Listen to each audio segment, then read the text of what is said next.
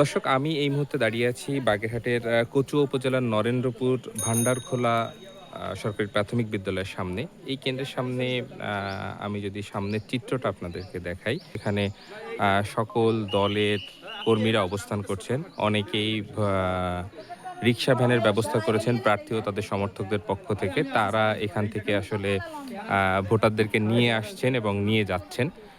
আমরা বিভিন্ন দলের কর্মীকে এখানে নির্দিষ্ট টি-শার্ট পরিহিত বিএনপির কর্মীদেরকে দেখা যাচ্ছে। জামাতের অনেক কর্মীরা এখানে আছেন।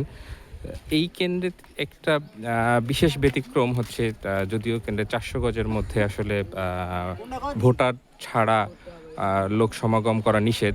এখানে সেই নিয়মটা মানা হচ্ছে না। এখানে রাস্তায় যেমন জটলা দেখা যাচ্ছে, আইনশৃঙ্খলা বাহিনীর সদস্যরা মাঝে মাঝেই সরিয়ে দেওয়ার চেষ্টা করছেন। শুধু তাই না, এখানে আসলে আমি নিজে কিছুক্ষণ আগে দেখেছি কয়েকজনকে, তারা ভোট দিয়ে বেরোনোর পরে কোথায় ভোট দিয়েছেন, ফোনে ছবি আছেন কিনা, তো এই টাইপের জিনিসগুলা তারা দেখার চেষ্টা করেছেন। আমার সামনে যারা দলীয় লোকজন আছেন এখানে, তারাই এই কাজটা করেছেন। এখানকার আইনশৃঙ্খলা বাহিনীর সদস্যরা বারবারই চেষ্টা করছেন তাদেরকে সরিয়ে দেওয়ার, কিন্তু বাস্তবিক অর্থ হচ্ছে তারা আসলে সরিয়ে দিতে পারছেন না। এবং এই ভোট কেন্দ্রটিতে আসার জন্য যে রাস্তাটা, দুটি পথের মুখেই যদি দেখানোর চেষ্টা করি, বেশ জটলা।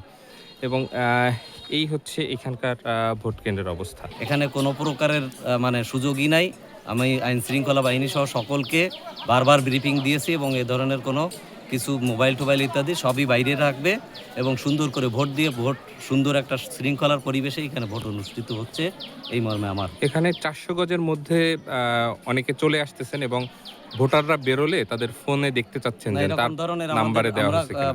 দেখছি, বাইরেও দেখছি এবং আমি নিজেও দেখলাম যে এ ধরনের কোনো কিছু আমি এখানে দেখছি যে ফোন চেক করা হচ্ছে যে তার নাম্বার, তার সিল দিয়েছে কিনা। আপনি কি দেখেছেন? আমি দেখছি, আমি দেখেছি। সিল তো আর দেখেননি।